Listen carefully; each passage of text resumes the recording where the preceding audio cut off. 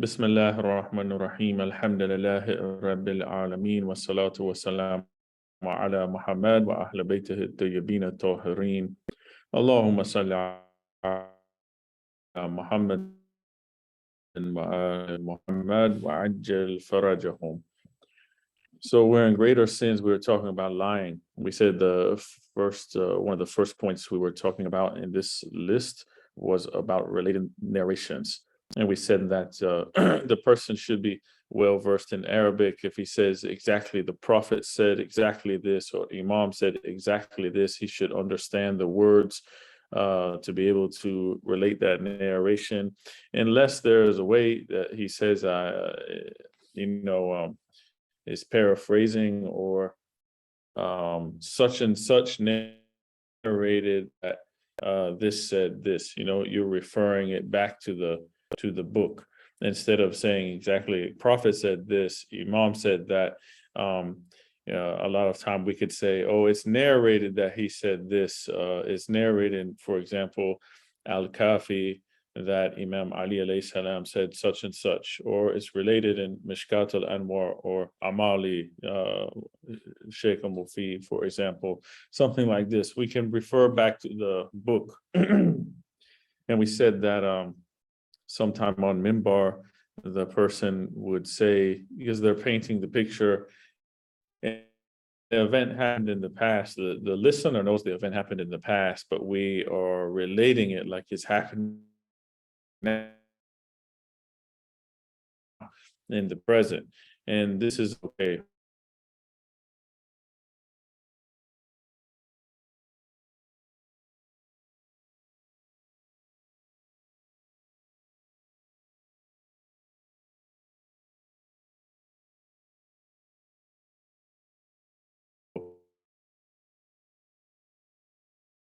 Comes to the Imam and asks, so it sounds like it's in the present. Imam has something haram prohibited to speak and avoid testimony, trying to escape Islamic court.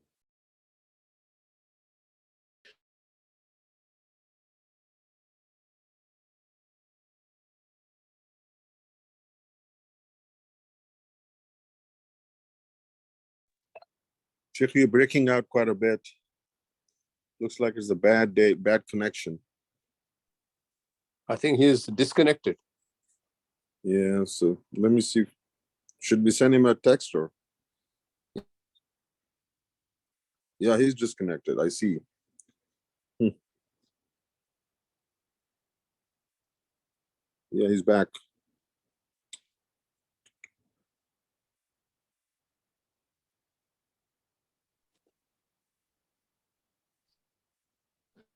Did it cut on your end too, or only mine? Yeah, it cut.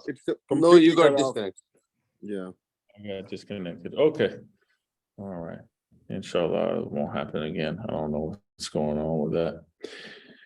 Okay, so we said that lying has different degrees. Lying could be a small lie, but it doesn't hurt anyone but the person who does it. We said another type of lie cause loss of property and life towards other people, or towards someone else, or a lie could even, but there's different grades and different levels for lying. Now we left off, we said that we're going to say that lying in a joking way or jest is another type of falsehood. He says, for instance, telling someone who he may be gullible, believes anything, and says, you say that, oh, he says that a certain lady, she wants to marry you, or that person invited you for dinner tonight. But in reality, that's not the case. And he said this type of falsehood is haram, because it could lead the other person to have some harm or embarrassment or other things. He said certain mujtahids have opinion that if something is untrue, is said in a joking way, and is clearly understood to be a joke, then it's permitted. However, other mujtahideen say that even a falsehood jokingly could be absolutely haram. whether it's an apparent joke or not, due to precaution. And he says the traditions also confirm that lying, even in jest, is not permitted. So it's better to take precaution. And one of these distasteful jokes is that people would call someone. I saw this, it was some sort of trend that was going on. And it said, that people would call someone and then tell them that a family member of theirs died. Yeah, I mean, how awful is that? But they're doing it as a joke to see their reaction. And this caused some people to have almost have heart attack, as they tell them their son died or their daughter died or their mother died. And this is like a very cruel joke. This is obviously haram. Imam Zain al-Abidin, alayhi salam, he said, avoid falsehood, whether it is small or big, or even if it is a joke. Also reported, Imam Ali alayhi salam said, no man can taste faith till the time he completely forgoes lying, whether in a serious mood or a joking mood. Also, he said, there's no benefit or no merit in falsehood, whether in seriousness or joking. He said, don't even promise your child something if you don't tend to fulfill it. Certainly, falsehood leads man to sin, and this leads to the fire. Now, about the line that he says, do not even promise your child something if you don't intend to fulfill it. A lot of times we'll tell our children, inshallah, we'll do something. But we know it's not true. We know we're not going to do it. But the parent still says, inshallah, we'll do that. And this could build in them the distrust for the word inshallah, unfortunately. They'll begin to lose their hope in Allah by saying that he never wills to do anything. Allah doesn't will to do anything. And every time I hear the word inshallah, it never happens. And we have to tell our children, we will try our best to do something, but if we can't, then we'll, if we can't do it, we can't do it. And we will when we get the chance. But we should be careful how we use the word inshallah, especially, it's gotten to the point now where people say, inshallah, okay, inshallah. You have to say, what type of inshallah is that? Is that the one that means to try, or the one that you really want to?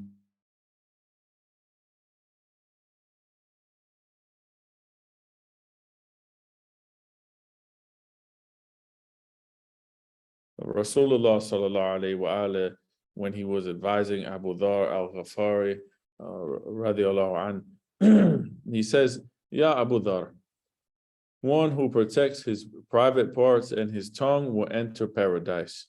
One who utters a small falsehood in company of people to make them laugh, that same lie will take him towards the hellfire. Ya Abu Dhar, woe be upon the one who speaks falsehood to make people laugh.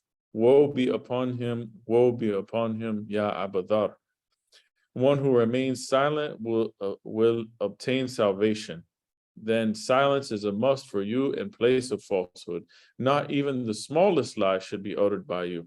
Is when we are safe when we don't say anything. But when we are opening our mouth, and a lot of times we make many mistakes, or we tell lies, or we do the ghiba, backbiting, for example, other things. But when we are silent, we are safe.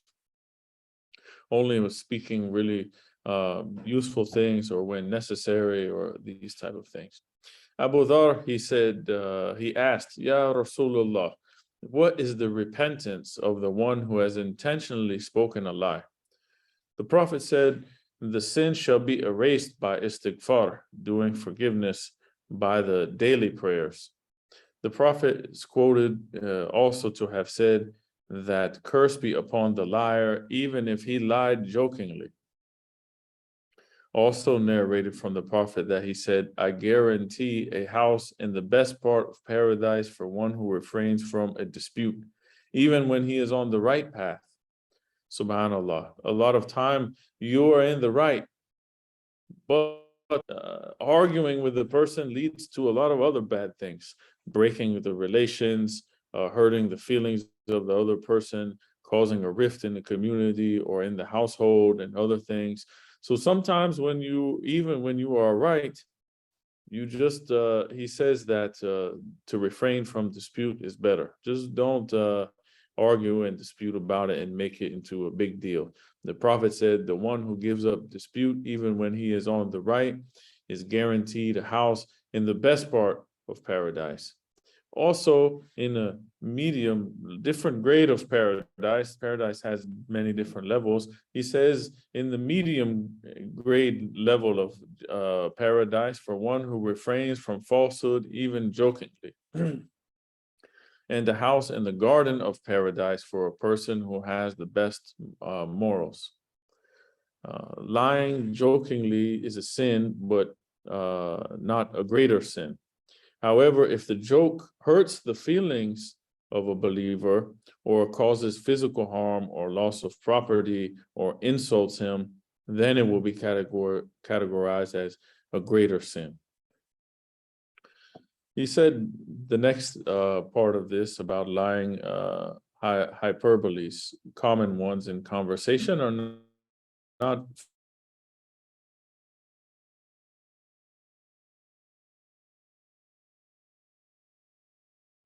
you say, the fisherman always say, the fish was this big, really the fish was this big. Or I told you 100 times, not to do such and such, this type of thing. So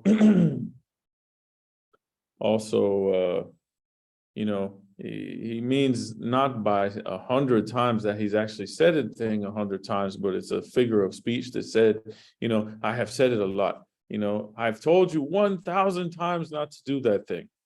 It's just an exaggeration in speech, but it's not considered a lie. Other figures of speech also permitted in poetry. He said, it's commonly seen that when the host asks his guest to stay on for dinner or lunch, the guest says, "Oh, I'm not hungry." But really, he's hungry. Consequently, it is a lie, he says. People tend to ignore such lies and consider them insignificant. The traditions denounce them in unequivocal words, and their prohibition has been clearly established in Islamic law.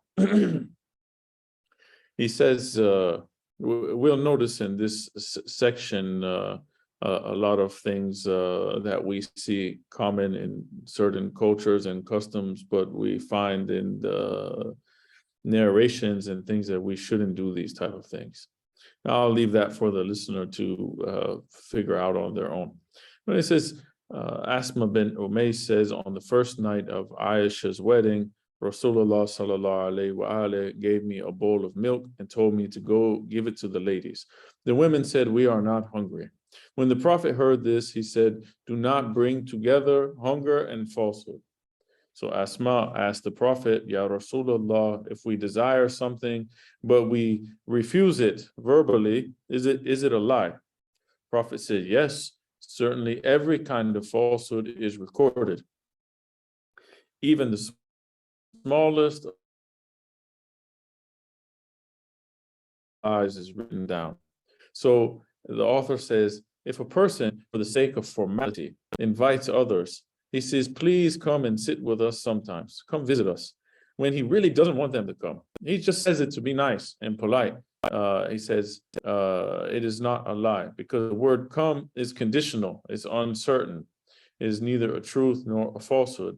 But it's better to refrain from such a show of politeness, because to say something you don't really mean is not a lie, but it is a type of hypocrisy.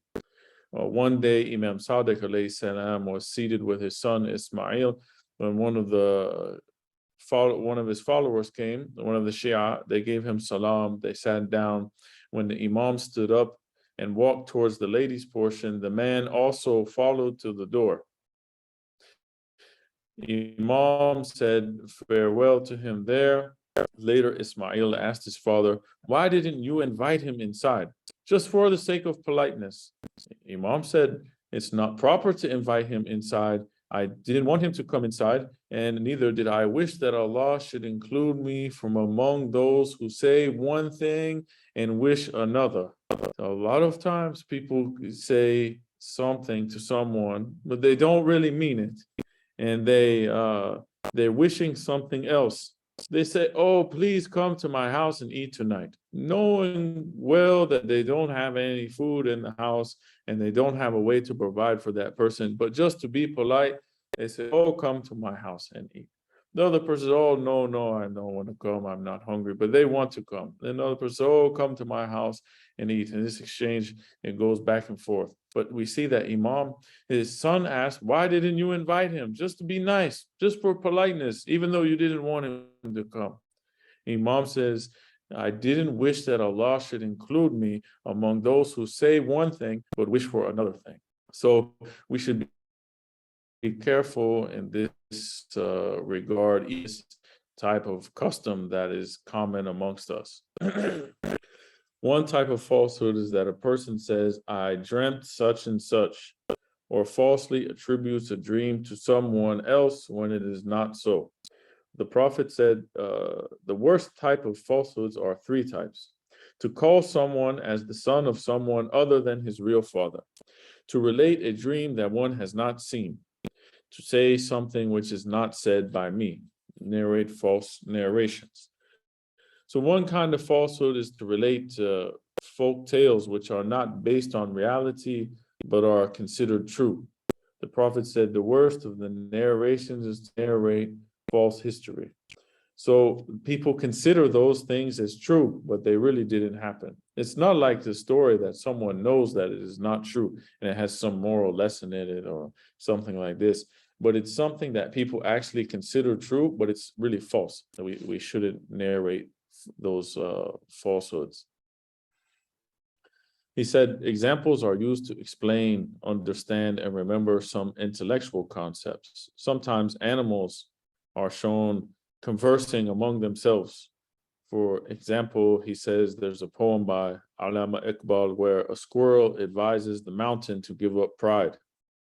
Now, he says everyone knows that these things are not possible, so there's no risk for some to have a misunderstanding if this thing happened or it didn't. It's just an akhlaqi type of story to gain some benefit from that. He said they have a useful purpose, so these type of examples are okay. And we find these type of examples in narrations of Ahlul Bayt alayhimus salam. So there are also narrations that prove the permissibility of explaining these facts or concepts through media of stories and these type of things. But everyone knows that they are just stories. Imam Hassan al-Mujtaba alayhi salam was in the courtyard with Muawiyah when someone said something bad about the Imam. Imam Hassan alayhi salam, he replied, "Ya Umar ibn Uthman, how like jahil, ignorant is your nature that you cannot understand. Your likeness is like that of a mosquito that considered itself great. It perched on a date palm. When it took off in the air, it said to the date palm, 'Be careful, I'm about to land on you one more time.' And the tree replied, I don't even know since when you came and landed on me the first time. So how can your flying away from me even affect me?" Imam gave this sort of simile to that man. So he would realize his place that he is not affecting Imam at all, no matter what he says to him. I don't even notice, like you're like this mosquito that landed on a tree. He says listening to lies is also haram. It has to be known that just as it's haram to speak lies, it's also haram to listen to the lies. We are partaking in haram. And just as it's haram to read or write lies or falsehood, it's also haram to quote lies and falsehood. The Quran denounced the Jews and the polytheists for spreading falsehood and lies. In Quran, it says, Surah Ma'idah, ayat 42, they are listeners of a lie. Sheikh Saduq, rahmatullah alayh, he narrated that Imam Sadiq alayhi salam was asked, is it allowed to listen intently to a liar? Imam said, one who listens intently to a speaker, they worship him in a way. If the speaker is speaking from Allah, the listener has worshipped Allah. But if the speaker is speaking from Shaitan, then the listener has worshipped Shaitan. So we have to be careful about what we listen to, who we listen to, what the kind of message are they conveying. Is it in line with the teachings of Ahlul Bayt alayhim wasalam, or is it only what they feel and what they want and what their ideas are? We have to fall in line with Ahlul Bayt alayhim wasalam. Our feelings or how we think of something is nothing when we have narrations of Ahlul Bayt. We should go to them first and see what they think and what they said and what they commanded us to do, and convey these messages. It's only us, we are telling how we can apply them in this society now. That's why it's better than the majlis have a lot of Quran, have a riwayat. It's based in Quran and riwayat.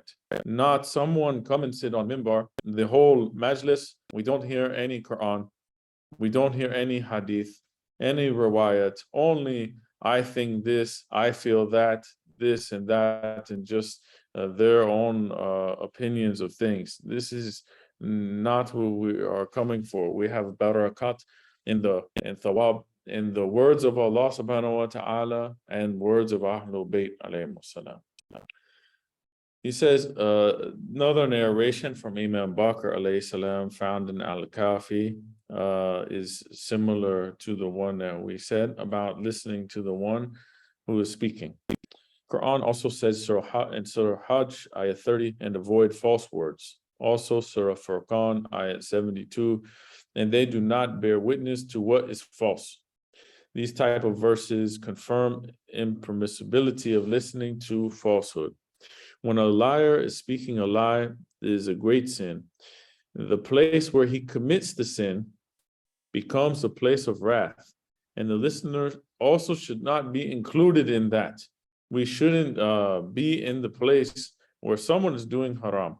Someone is doing haram, we should separate ourselves from that, advise them if we can, and we have the narration that we should change it with our hand when we see something wrong. If we cannot do that, then we should change it with our tongue.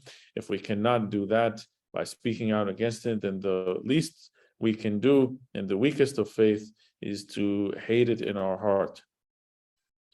He says, from the aspect of nahi anil munkar, forbidding the evil, it's wajib to restrain the liar from speaking falsehood, if we can.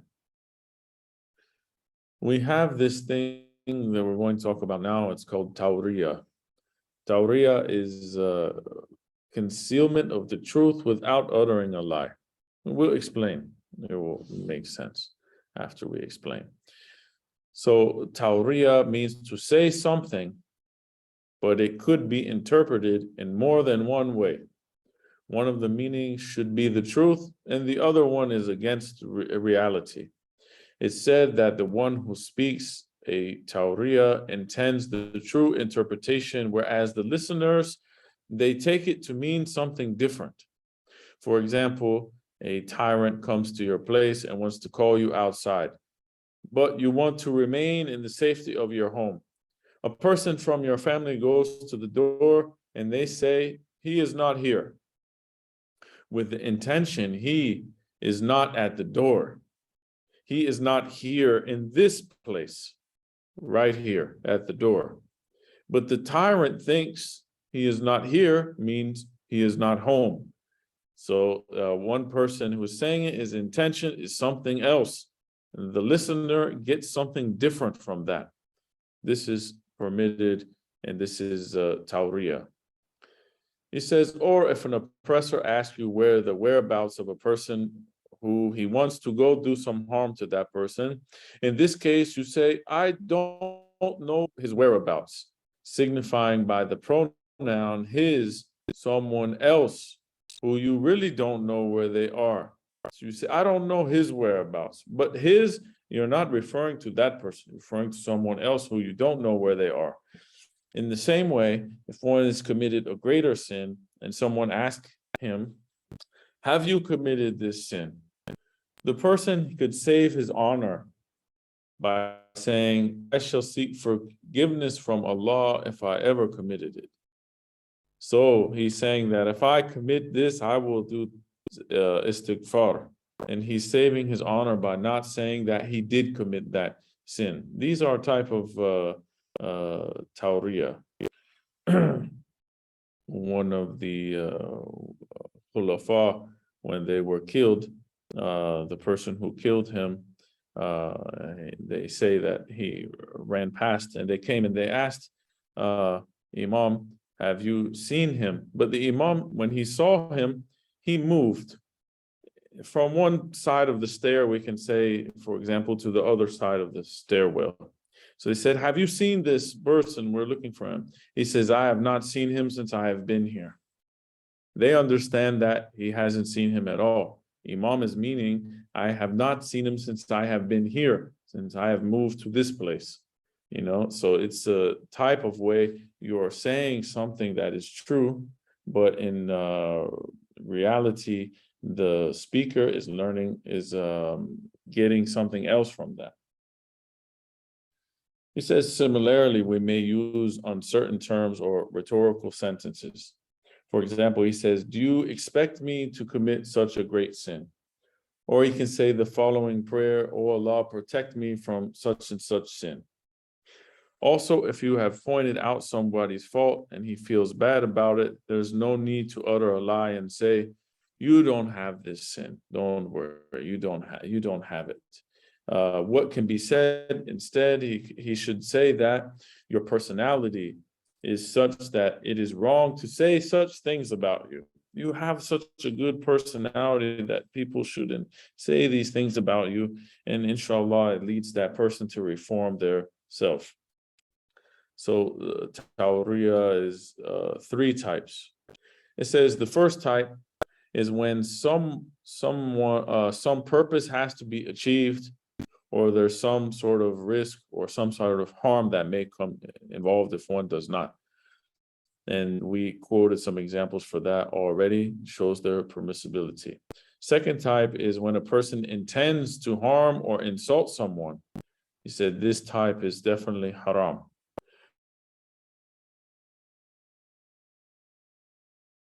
There is neither a purpose behind it, and he also doesn't intend to hurt anyone or harm anyone else. Some mujtahideen say that this is haram because tawriya is a kind of a falsehood, and whatever proof exists for the prohibition of lying could also apply for this. Secondly, there's nothing to prove the legality of this third type. However, some of the mujtahideen are the opinion that this type is also not haram. So there's ikhtilaf, difference of opinion in this matter. Better to exercise ihtiyat and precaution and not do this unless it is needed. He says, according to them, all those proofs that permit tawriya are also applicable to this type, and it's not considered as a lie. But the author says, as I have just mentioned as well, his precautionary method is to resort to tawriya only when it is certain that it is permissible. That maybe you may get some harm if you don't do that, or someone else will get harmed if you don't do this thing. There are certain circumstances when lying is permitted. Said lying is haram, but there are some sort of cases where maybe it even becomes wajib on you to lie, to save your life, for example, because the sanctity of your life is much more valued than this other sin. The same we see, we are allowed to eat pork or drink alcohol if this is the only thing that we have, and we are going to die in the desert, not because for example, we don't like salad, and salad is on the menu, and they have a salad and a baked potato, and we say, I don't like these things, and the only thing on the menu that looks appetizing is the pork chop. Also, if I don't eat the pork chop, I'm going to go hungry, so I'm going to eat the pork chop. Obviously, this is not the case. It has to be life or death situation, and if you don't eat, you will die. For example, you are able to drink najasa. Even we see that an example of this just happened. These people that were in the earthquake in Hatay and other places in Turkey, they rescued them after a long time. Some even like almost a week. How did they survive without water or food? And one of the young people, they survived by having to drink their own urine. What other choice did they have? If they didn't, this is najas, we cannot drink urine. But in his case, if he did not drink the urine, he would die. So this was, in this case, there's no sin on him for that. Also, it maybe become obligatory on him in order to save his life. So sometimes lying is also permitted. For example, he says, whenever there is danger to life, honor, property, and if the danger can be avoided by lying, one is allowed to lie. The danger could be to one's own life, honor, and property, or for someone else's life. So much so that it is also permitted to take a false oath in the situation, and in some cases, it even becomes a wajib to speak a lie. He says, when there's risk to one's life. In this case, it is wajib to save himself by lying and even taking false oath. For example, if an oppressor comes to kill a Muslim, or to beat him up, or to dishonor him, or to take his property, or to lock him up, and he asks you, where is he? It's obligatory not to tell the truth, even if one has to take a false oath and say that one does not know where he is, in order to save that Muslim. In the same way, if someone gives you something and you have that thing with you in your possession, and another person comes and wants to take that thing from you, but it's an amana, trust that you have, it's your duty to protect that thing, even if you have to resort to falsehood or take a false oath. So, brother so-and-so, Fulan, gave you $1,000. Someone else comes to you and says, brother Fulan owes me $1,000. I heard that you have it. I'm coming to take that money from you. You have to protect it because it's a trust. You have to say that you say, I don't have it. I swear that I don't have it. Even so, he leaves you alone, and the property of that Muslim is saved. There are many traditions that support taking a false oath in order to save the Muslims are present in our books. For example, Sheikh al-Ansari and Maqasid quotes from Imam Sadiq alayhi salam and Imam Ali alayhi salam that they have narrated from Rasulullah sallallahu alayhi wa alayhi that he says, swear falsely by Allah, but save your Muslim brother from unjust murder. So even if you have to swear falsely by taking Allah's name to save someone from being murdered, then that is what we're supposed to do. Ismail ibn Sa'ad records a confirmed narration where he says that he asked Imam Ridha alayhi salam about a person who takes a false oath to save his property from an unjust ruler. Imam Ridha alayhi salam says, no harm in that. He was asked again, if a man takes a false oath to save the property of his believing brother, just as he had sworn falsely to save his own property, is that allowed? Is that permissible? Imam Ridha alayhi salam says, yes, it's allowed. Also, Imam Sadiq alayhi salam says, if one is compelled to take a false oath to save the life of a Muslim, or to save his property from an oppressor or a thief, not only is the expiation, the kafara of this oath, not payable, but he would rather be eligible for thawab, the reward for taking this oath, because he did a good deed in order to save the life or the property of another Muslim. There's no kafara for this false oath. He said 2 points should be remembered here. One is that even though it is permitted to lie to save oneself from every type of monetary loss, yet it is mustahab, recommended not to lie if one is capable of bearing the loss. So if they are able to, then they shouldn't lie. But if they are not able to bear that loss, then they are permitted to do that.